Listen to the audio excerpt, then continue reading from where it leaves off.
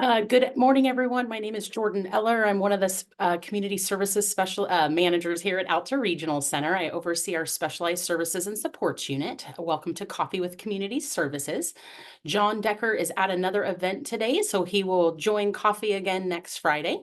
And as usual, we'll get started with some introduction of Alta staff that I see on here. We got about 63 folks on, so I'll introduce as many as I can just to save time, but good morning to Rhonda Phillips, our housing specialist. I see that she's on this morning, and Melinda.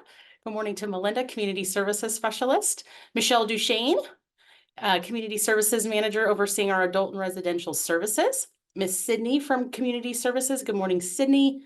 And Tom, good morning to Tom. And we also have Ms. Helen Neary, our other community services specialist overseeing our clinical services and transportation.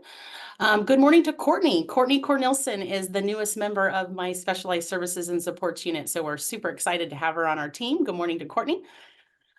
Scott Barr is our fourth community services manager overseeing our QA and compliance. Good morning, Scott. We have Miss Christine Hobbs, a vendor coordinator. Good morning. And Jessica. Jessica is also a newer member to our community services department.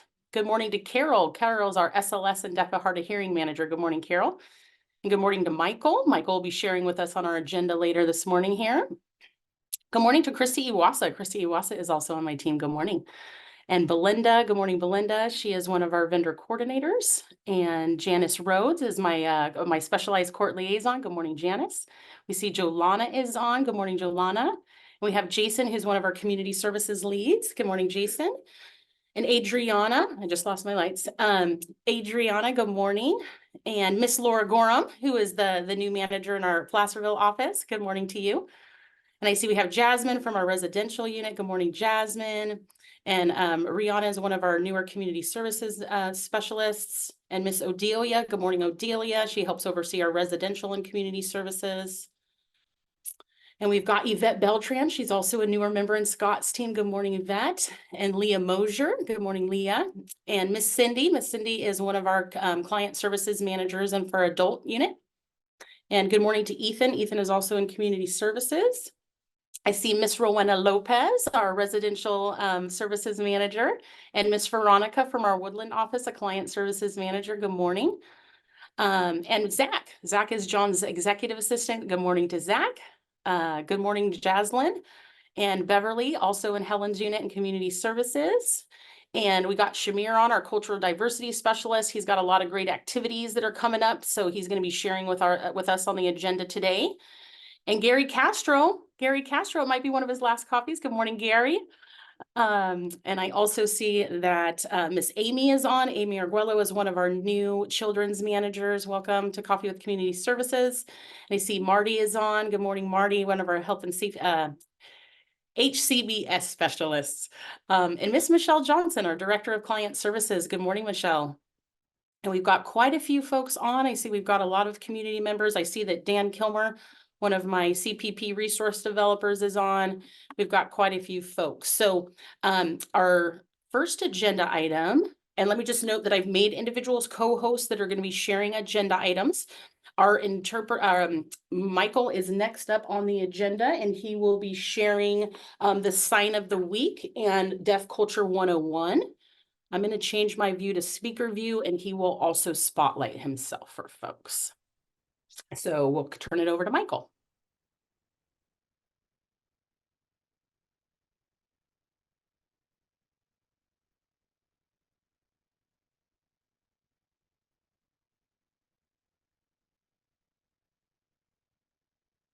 Great. Hello. Can everybody see me?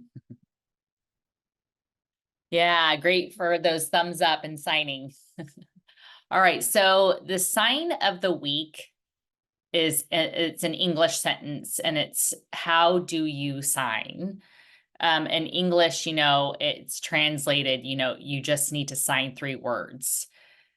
So that's really gonna benefit, when you meet somebody that's deaf, or, you get excited and you say hello, it's just one sign, and then I don't know what to do next. So you just, you want to teach as far as more, how much, more conversational talk. So I'm going to show you this. So how You're going to put your hands up like this. Have them come together. How? How? So that's the sign for how.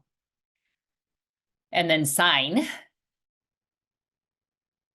So in English, you would say, you know, do you sign? But in ASL, it's, you know, how do you sign? How do you sign? So this is this is the sign for sign. And you can point to the phone or something or whatever it may be, point in whatever direction as far as, so together it's going to be how and then sign.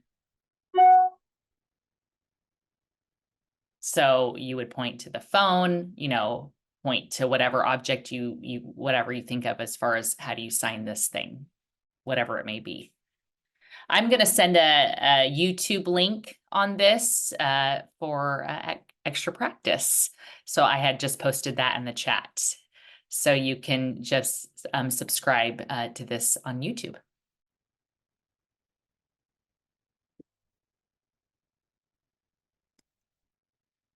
And so as far as Deaf Culture 101, and what we want to focus on is, you know, this is a big important thing in ASL is facial expressions. It's huge. That's, you know, I just love the facial expressions. I'm all about that. You know, some of us wonder, well, what about the major facial expressions? What's that about? You know, as far as, you know, deaf history goes, you know, we use our hands to sign, but not only that, we use facial expressions, and there's meaning behind that as far as the facial expressions along with the sign. So for example, the word understand, that's the sign, is understand. But there's also a facial expressions that go along with that, depending on how it's said. So my face is saying, oh, got it. I get it. So, you know, like it goes on based on your eyebrows, how they're placed. I'm signing the same sign, but I'm also, my facial expression will vary on the meaning or the emphasis of that word. So I remember before, you know, I had a interview with Michelle and had asked me a question, and I was just having, you know, all these facial expressions, and the interpreter was still going on, is talking, even though I was done signing, because you know, it's a few words that I'm expressing, but it's a lot of words in English. So it takes some time to translate, even though the amount of signing we do does not equate to the English sentences. So mostly deaf and hard of hearing do struggle with lack of facial expressions amongst the hearing. You know, hearing individuals will say, you know, gosh, your facial expressions and how much you're showing your facial expressions or whatever it may be is not appropriate. And that's just really a challenge for us. Because when we don't have those facial expressions to communicate, we're not getting the meaning behind that word. It can be vague, it can be confusing. Facial expressions are really important because that expresses emotion and meaning. So now I just want you to envision, you know, I mean, you guys can hear and speak, you can hear tones of people's voices, but imagine not being able to hear and having none of that and just relying on lip reading. I mean, how could you understand somebody's emotions or intent by just reading somebody's lips and not having to be able to hear any tone or anything at all? It's tough. So, I mean, I encourage you to just try that. Just, you know, plug your ears, you know, try to just depend on the communication by reading somebody's lips. I mean, it can be confusing. There's that emotion and tone is all lost in that. So with facial expressions, that is our tone of voice. That's how it's expressed. Your tone of voice is our facial expressions. So because we don't use our voice, we use our facial expressions as the voice. And just, I want you to recognize that facial expressions along with signing is really important. And without that, to understand the meaning, there's a struggle there with no facial expressions there. That's how we express ourselves. And sometimes, you know, when I do have facial expressions and I show, people will say, "Oh my goodness, are you mad?" And it's like, no, I'm just really expressive. That's how it is. You might see a deaf and hard of hearing person and their facial expressions seem to be a lot. But that's just how they communicate to express themselves. Thank you so much. Thank you so much, Michael. Does anybody have any questions for Michael? Sorry, Michael. I'm Aisha. My video doesn't work. I do have a question. Yeah, go ahead. Okay, I can't see the interpreter either. I'm sorry, guys. But I do have Go a ahead. question as far as different communication with different states and also different cultures. And also, a major question is why do you guys sign so fast for those of us who do have voice? It's a show off.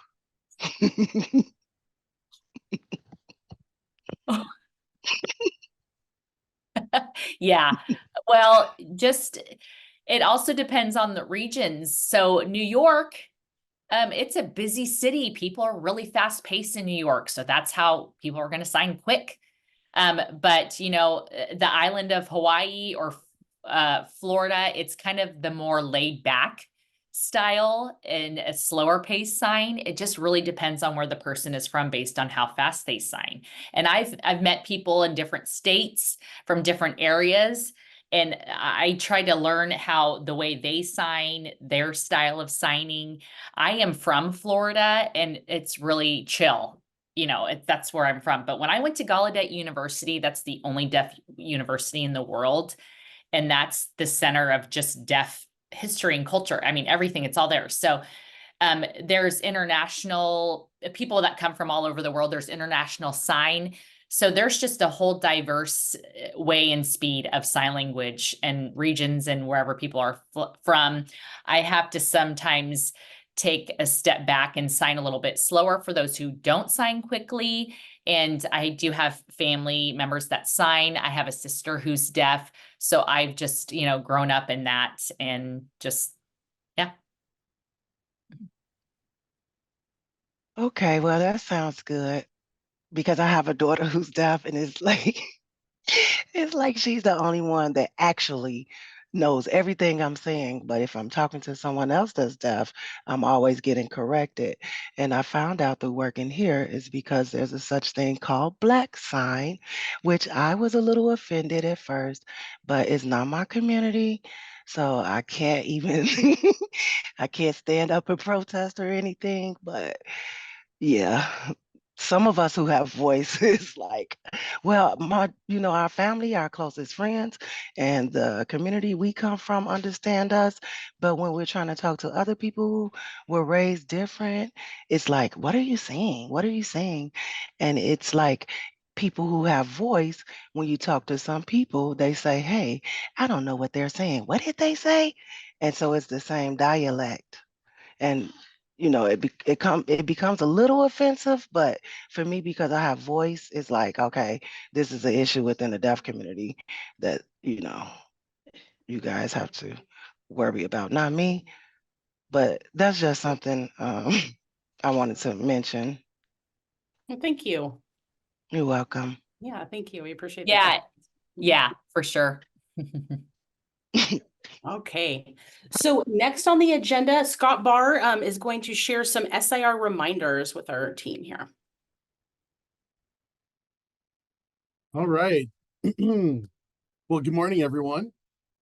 We've got a couple of things here to cover for SIR submissions. Can everyone hear me okay? Can I get a Yep. thumbs up? Okay, Thumbs very up. good. Okay. All right. And so we always are watching and trying to identify trends with the SIR department. And a couple of things have come up recently that we felt should be brought up to the larger community here at Coffee with Community Services, just to put out some more notice, some alert towards this. And there will continue to be additional SIR training and possibly some changes to that process. But for right now, as it sits, we just want to go over the fact that there is a 24-hour requirement threshold for reporting. And that's for both notification to the regional center as well as submitting the actual report. Now, the SIR desk, the S desk, the emails that come to it are oftentimes in different formats, and they should always contain a report. They should always contain the SIR report itself. And if we're doing a mandated report at the same time, if this is an abuse or neglect situation, then those mandated reports, the APS report, should accompany the SIR. A lot of times what we're having is pictures of reports or pictures of SIRs or just general pictures of things, and then summaries without reports. And these things can't be processed by our desk. And so they don't necessarily qualify for a submission. And if we're not able to get these turned over to DDS in time, then we start to have late submissions that affect the regional center as well. As far as SIRs that are about medication errors, we want to make sure that there's a lot of details on those. And so any adverse reactions that happen should be noted. The dose, believe it or not, the dose is oftentimes missing from these reports, or the time that the medication was supposed to be given. So just making sure that we're doing our due diligence with creating the appropriate level of detail. Again, there are some changes that are coming to the SIR process. There's an expansion on medication error sections. And so we'll be able to get more detailed, in our reporting. That's all I had on SIRs. Okay, perfect. You want to share your HCBS update next? Absolutely. Okay, No, for great. this, I'm going to try to. Well, and you know what, really Yep, quick, do we have anybody who has questions about the SIR update Scott had or about SIR submissions in general? Any questions on that? It's like we had a question in the chat from. Oh, thank you, Jason. Can you? Yeah, I'll read it. So it says, to clarify, med refusal can be shared information. That's correct for an adult, right, Scott? Yes. Yes. Mm-hmm. And then, I'm glad you brought that one up for med refusals. Within reason, depending on the individual, case by case, you want to always go back to and just say, hey, I know you didn't want to take your medication before, but it's been 15 minutes. I just wanted to check in with you again, and be real with the person. Like, try a couple of times within your window of medication administration availability to try to get your client to take their medication within reason. We don't want triggering behaviors from these as well. So, but just doing our due diligence as staff and as administrators of medication, that's what we're looking for there. And that can be reported in the SIR as well. Mm-hmm. Your efforts at trying to mitigate the situation. Mm-hmm. Thank you so much, Scott. Yeah. Anything else? Don't see anything else.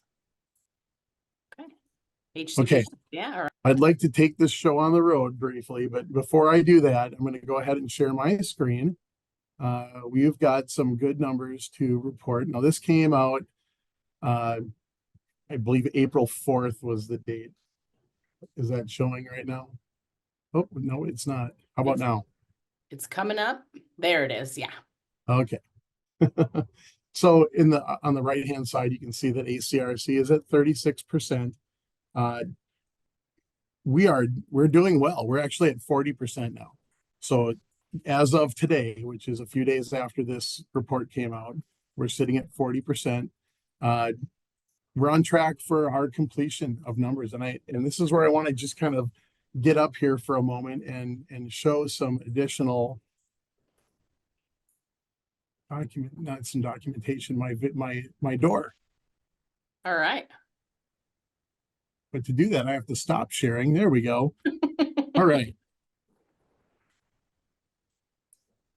So hopefully you can still see me. We can. You're good.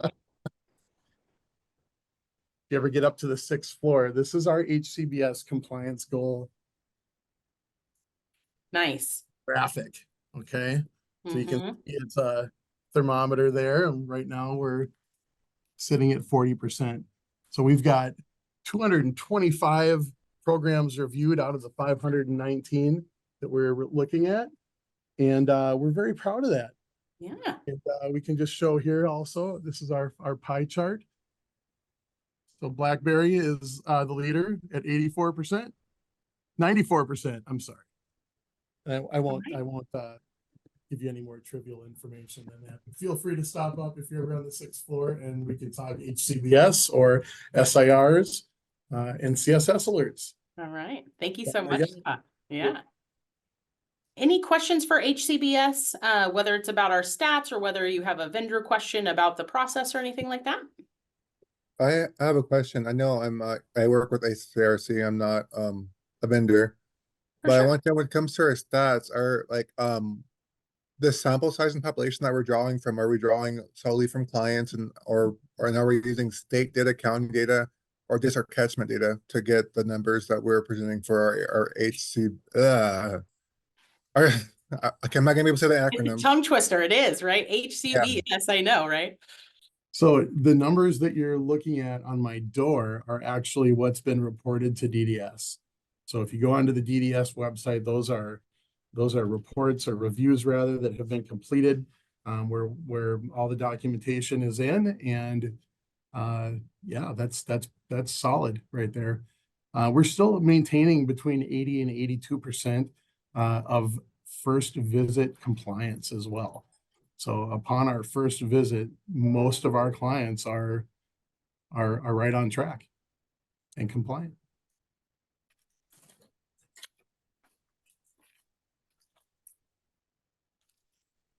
Thank you so Did I much. answer the question? I think so.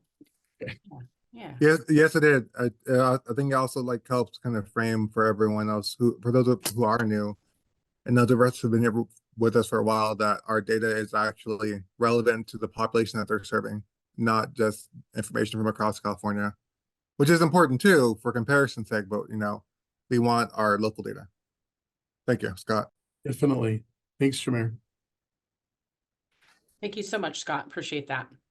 And so now we're going to switch over to Helen. Helen has a vendor forum update for us real quick. Yeah, I wanted to remind our respite agencies, homemaker, and personal assistant agencies that we have a vendor forum on April 30th at 1:30 in the afternoon. And the flyer is available online and has also been sent by Ethan to the vendors. So just wanted to remind everyone that you have this opportunity to ask questions or voice your concerns about the changes that we have implemented. That's all. All right. Thank you, Miss Helen. Does anybody have any questions about that for Miss Helen? Okay, thank you. I also have just a quick vendor forum update. We are having our Enhanced Behavioral Support Home and Community Crisis Home quarterly vendor forum next Wednesday, April 24th from 2 to 4 right here at Alta. It's in our Brenda Smith conference room. So I don't know if I saw any of our specialized facilities vendors on, but that is going on. And I know that DD Peters has also sent that out to all of the vendors that run those homes. So looking forward to seeing you guys there. I also just wanted to give a brief update. As you guys know, we're in the process of interviewing candidates for our Community Resource Development Plan and Community Placement Plan, which is very exciting. So over the past week and a half, our teams have been interviewing applicants. We are in the process of scoring those, and next week we will be identifying the awarded applicants. So next Friday, we'll be able to share exactly who we awarded the projects to. Individuals will be notified next week if they were not selected for the project or if they were, right? So more to come on that. We also will always post the awarded projects on our transparency website, as that's what we're required to do as part of our agreement with DDS. So more to come on that. It's always an exciting time for us, though, as we're looking to work with new vendors or vendors on just a returning vendor on a new project, right? And then obviously increasing resources for our clients. So it's really exciting time for my unit. Any questions on that? All right, thank you guys. So next up, we have Jason, who's going to be sharing some employment fair opportunities. Good morning, everyone. So first of all, I'm going to talk about our DICE fair that's coming up, and I'm going to attempt to share my screen, hoping it works. Yeah, I think Oh, I it made you. says Hold on. disabled participant. Okay, hold on. Let me make you a co-host, Jason. No problem. Just Okay. one sec. Sorry about that. I should have done No that worries. earlier. I thought I did actually, but sorry about that. There you go. You should be good now. Okay. Let's see if I've got so many things open on here. Let's see. That's always the trick, right? Which screen to share?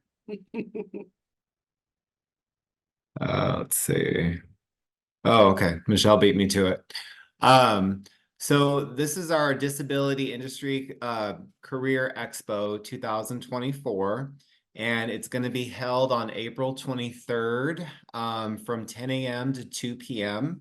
It's going to be at the Boyd Hall, which is on 895 Lassen Boulevard in Yuba City.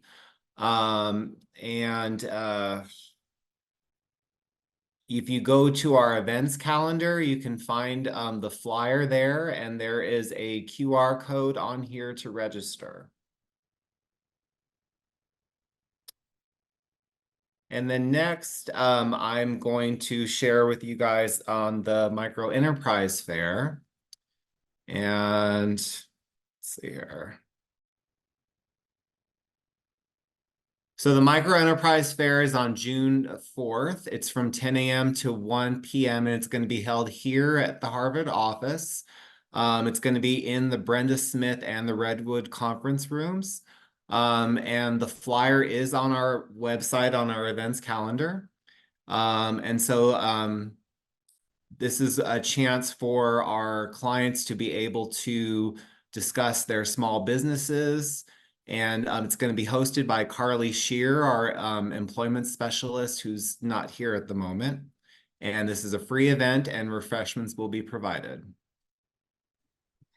And these are really great events. If you guys haven't had an opportunity to come to one of the Micro Enterprise Fairs, it's a great opportunity to see, really showcase what our clients are doing, right, with their private businesses. And it's a lot of fun, just to be honest with you, right? We generally have one in the summer, and I know we'll have one again around Christmas time when people are out Christmas shopping for gifts. But if you haven't been to one, that it is really just a fun event and a great opportunity to meet our clients who are pursuing their dreams for, their own business, which is just fantastic. So hope Lots to of see you guys. talent. Yeah, lots of Mhm. talents. It's such a fun event. I always have so much fun for those. So thank you so much, Jason, for sharing. You're very welcome.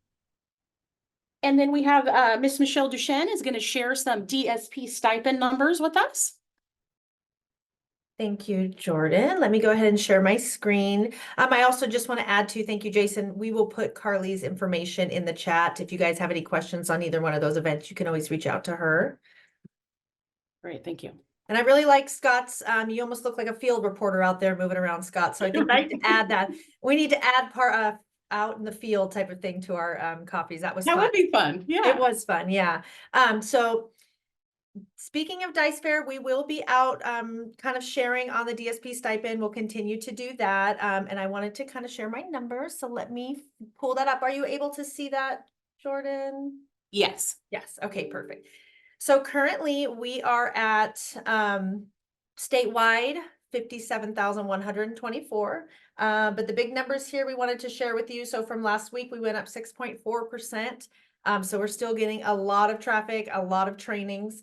And we are at 10,521 at this current time. So we have 73 days left to get these trainings for our direct support staff. And we will be out there sharing that, like I said, at DICE as well, that Jason just kind of shared with you. So we're getting down there, only a couple months left. Great. And thank you. And I am going to make Miss Michelle Johnson a co-host right now. She has an announcement as well regarding our performance contract. Hi, good morning, everybody. I'm going to, yes, share a quick announcement about our performance contract. We are requesting input from the community. Oh, your mic's going out just a little bit. Michelle, it was kind of robotic there for a second. If you want to maybe try one more time, sorry. We lost you for a second. Is this any better? It is. Okay. Yeah. So I do have a quick update on the performance contract. Want to make a quick announcement that we are requesting community input. We're requesting ideas for new planned activities to help us meet the policy measures for our 2024 performance contract. The statute requires us to have engagement, and so we're utilizing this space for this opportunity to let you know that we want your feedback and your ideas. So I will put a link in the chat. We do have it posted on our website. Also, we have a dedicated email address for you to email your ideas, your input directly to us. And we are accepting feedback. We accept feedback year round, but for the 2024 performance contract, we need that by May the 8th. So I'll put the link in the chat and it's on our website. Thank you. Yes, excellent. Thank you so much, Michelle. Perfect, got that in the chat. Okay, and then next on the agenda, and it's actually our final item, so we will have time if, you know, if stakeholders or any Alta staff have any other topics they want to discuss, but we are going to have Shamir, our culturally diversity specialist. He's got some great events coming up that he's going to share with us. And I've made you a co-host, Shamir. Oh, thank the gods. All right, everyone. For those of you who are not familiar with me, my name is Shamir Kali Griffin. I'm the Cultural Diversity Specialist over at Alta California Regional Center. My predecessor, Helen Neary, is actually here. So hello again, Helen. Anyway, my job is to work with our Alta staff as well as local community-based organizations in a wide variety of areas to help address groups that either culturally, linguistically have an underutilization of purchase of service dollars, gain access as well as address the stigmas within these communities and help inform our ACRC staff on how to better work with each other, as well as on how to empower the communities from within so that they're able to better navigate not only the stigma attached to it or the linguistic barriers, but also generic resources and work along those aspects. One of those things that we do in order to be more involved in order to establish ourselves in communities is to attend outreach events. If an outreach event is more culturally tied, we also make sure that we have someone from our diversity outreach work group committee come out who speaks the language and is part of the culture and is able to go over things in a native tone and has a oh, there's like a French coin of term that I just lost. Je ne sais quoi? No, that's not it. For like having a finesse to it. I'm going to take you to our event calendar so you can see some of the events that we have up. Give me a moment to share my screen, please. Yeah, you should be able to do that. Yeah, there we go. All right, that's emailed them. Why not? Okay, here we go. So if you go to the Alta Regional main site, let's just start from the beginning, just so it's easier to find, or so I can go over the steps. Once you're here, select your preferred language. I'm just gonna go with English for standard. You can type in cultural diversity. This will lead you, and from here you can access a couple different pages. I would recommend clicking on the first one for our outside vendors and our community partners. From here, it just goes over brief information about what we do at Alta, how to request for someone such as myself or ACRC staff if you feel like there's an issue involving clients' needs not being met or understood from a cultural perspective. I have gone out to a couple different sites who are DSPs, and there has been an issue involving race, sexuality, or orientation, and etc., and explaining and working with them on how to better adjust the scenario or what's going on. From here, we also have our community partners list. This is roughly a list of 96. They'll probably go up to 152 CBOs over the course of the next 2 months. If you click here, it lists a wide variety of the partners that we work with. Community partners are agencies and organizations that we've either hosted co-events with that provide complementary services that we cannot provide as a state-funded agency or or vendor of last resort. And they offer services in a cultural, significant, and humble and tentative way. Like an example being some place like E-Migrant Center, we do not do asylum applications, but they help out with things of that nature. So this is just a wide resource here. It's open to anyone to use at any given time. Outside of that, if you ever want to see our calendar using the same microscope, you can just type in event calendar.